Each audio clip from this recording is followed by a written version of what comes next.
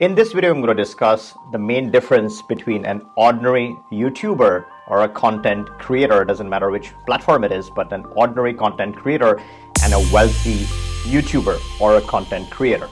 Now, when a YouTuber creates a piece of content, right? Ordinary content creators put their life and soul in creating material, in creating content with the hopes that they're going to get views. They're obviously going to do some affiliate marketing and a bunch of stuff like that. I would call that as small stuff or regular stuff. And they hope that because they get more views, someone is going to buy a product here and there. They might make a few bucks here and there. YouTube or Google pays them a few cents for a few views. And that is their livelihood, and it's a part-time side gig. Versus there are some other content creators putting in the same amount of efforts, but now this content is generating money, is generating a lot of wealth. So what is the difference? Both YouTubers, an ordinary YouTuber and a wealthy YouTuber, both types are putting in, I should say, the same amount of effort. In fact, I see that some regular YouTubers put their life, soul, and heart in the kind of content they create. Unfortunately, just because of the niche that they're stuck into, their content only gets them a few cents, a few bucks, although the richness or the value of that content is, the visual value of that content is much higher than something totally, I wouldn't say crappy, but in less quality content creates or generates a lot of wealth.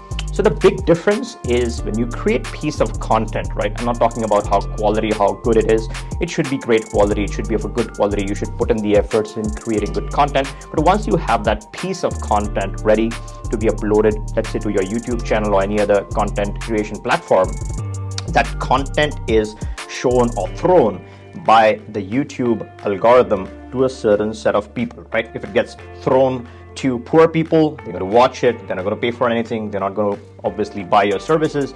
Or let's say you're into mass appeal, and maybe a few people might buy a few things, you might get a few bucks, you might get a few cents. So if that is something that you are interested in, or 95% of the YouTubers take that route, they just pick some niche and they call it their niche, and then they start growing within that niche, and then they're trapped or they're caged in that niche domain, and they aren't able to then produce more revenues or generate more wealth from that content. So the larger point I'm making is that piece of content can generate a lot more money, a lot more wealth if it is seen by wealthy individuals. So it's very important to evaluate the niche that you're trapped into. Your objective is obviously to get richer, to get wealthy, to generate more revenue.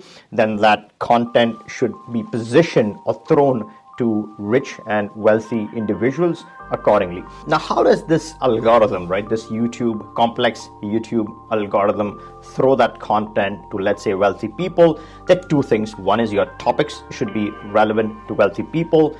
Accordingly, you should optimize your channel so that your content is thrown to the right set of individuals. Now, these right set of individuals or wealthy individuals, what are they interested in?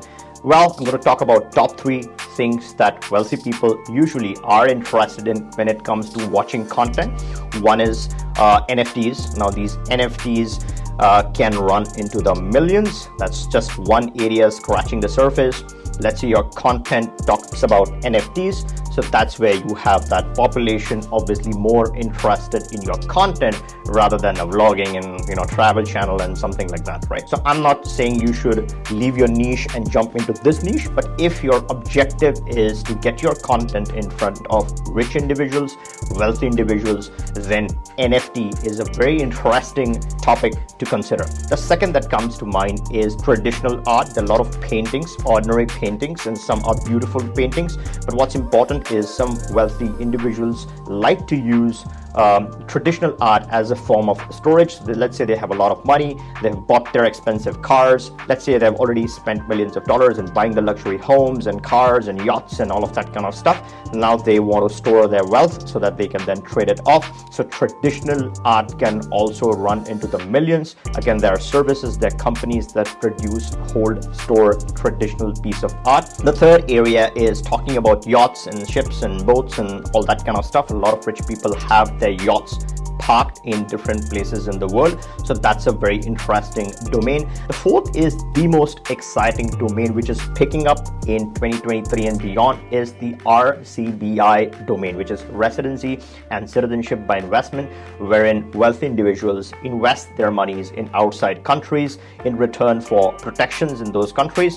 In return, what they're looking for, not only financial growth and financial returns, but they're looking for something even more out of that investment. So let's say someone is from the US or Canada, they're investing in a property within the US or Canada. There's good chances that there might be some appreciation, but at the same investment, let's say, is put in an outside country, there's a good chance that it might even appreciate more, because this is a more volatile investment. But at the same time, the premium, the key is that they're getting a residency or even citizenship, or a residency that leads to a citizenship from that investment. So they're getting legal protection, they're getting Plan B protection, they're getting returns on their investment, and at the end of the day, they're getting to be a citizen of a new country, which further protects them. It protects their family, it protects their wealth, it gives them that diversity to go and live abroad. So if your content is about these topics, then obviously the YouTube is going to identify it accordingly and throw it and market it or show it to the concerned population accordingly. Now, if you are looking to change your niche from just an ordinary YouTuber to, let's say, a wealthy YouTuber, then do one thing real quick. Subscribe to the channel and click this link. In this training, I'm going to deep dive into very important topics, such as how do you get in touch with attorneys, how do you establish a legal network, how do you establish real estate network. Let's say you're starting off with different foreign markets. How do you navigate the risks, the issues that you would normally encounter? How do you establish these contacts? How do you set up your form of business? Is it an LLC, LLP? Let's say you want to do this as a freelancer. There are a few things that you need to consider when you're doing this as a freelancer, when you're doing this as a YouTuber. This training focuses solely on running this business as a YouTuber. So this is going to be very useful for you. Second is I'm going to talk about how to use ChatGPT and other AI tools to create this content for you. So you're spending, as a YouTuber, you're spending most of your time recording the videos, and rest of the elements or the SEO can be taken care of by some of the automation tools. So a deep dive into all of that. What I also discuss is different opportunities, right? So when you are deep diving into the field of RCBI, you want to know what all options are available in terms of citizenships and residency. So I deep dive and talk about all the different options that are available that you can start doing for yourself, and then also obviously start selling to other people or getting into the business of selling these to other people. I also discuss the approach, how you can then reach out to different attorneys, screen those attorneys, and then add them to your own personal database. Let's say you start off with a residency for yourself or a citizenship for yourself, and then you start repeating that process. Let's say you get into the business, you already have the contacts because you've done it for yourself, and then you start selling those services. So YouTube is your main focus, the content creation is your main focus. But once that content creation then translates into leads and sales, then you have a setup. So this training covers it in its entirety. It's from end to end, from starting your platform, customizing your platform, AI automation, all of that kind of fun content stuff, to the actual model, actual sales, actual contacts, and actually doing and running that business. All right, so don't waste any time and hop onto this one. This outlines or covers all the topics that are going to be included in this training. Catch you in this one.